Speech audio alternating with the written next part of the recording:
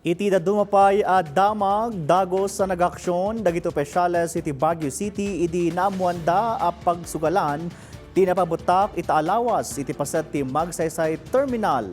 Sigon kadagiti konsehal nasken nga imbestigaran ang nalaing dagiti pulis ti insidente tapno may tatagan iti reklamo dagiti maatap amang ipatpataray iti daytoy. Ada follow-up report ni Jezryl Khate Lapizar. Idi April 22, 2025, pinasangkadan ti Korte Suprema ti kabaulan dagiti barangay amang ipatungpal iti bingo asaan nga agkasapulan iti permit manipod iti pagkor ken daddu mga ahensya ti gobyerno no lakit di maangay daytoy apayayam para iti fundraising.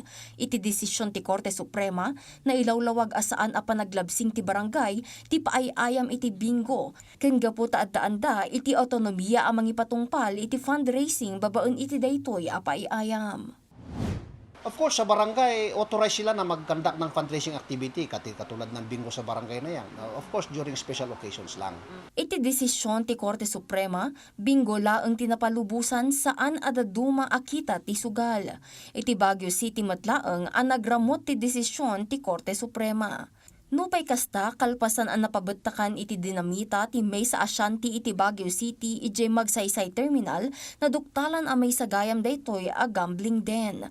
Kalpasan a kinumpirma ni Mayor Benjamin Magalong a gambling den ti pasilidad, impas sa adagos ti Sangguniang Panlungsod ti resolusyon ang mangkidkid daw iti Baguio City Police Office amang ipatungpal iti naun-unag nga imbestigasyon tapno mapilaan iti reklamo dagiti individual amang ipatpataray iti pasugalan.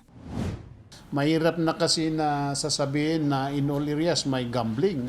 It's unfair to the police because while there are rumors or there are speculations about those matters, those are police matters that should be the concern of the police. Kinunanapay ang nabayagan nga adda dagiti resolusyon amang ipawil kadagiti panagsugal iti syudad. Urayan ti Sangguniang Panlungsod ti pinal a resulta ti imbestigasyon sakbay da amang ipatungpal iti dadduma nga aksyon. Mahirap naman yung sweeping accusations. Otherwise, we will be putting our police in a hot seat, no?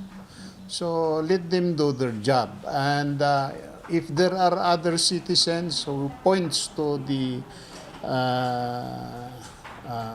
sites of illegal gambling, then probably we will act on it immediately. Ipalpalagip namat nga obligasyon dagiti barangay officials nga i-report adagos dagiti maobserbaran da nga anyaman nga illegal nga aktibidad kadagiti lugar.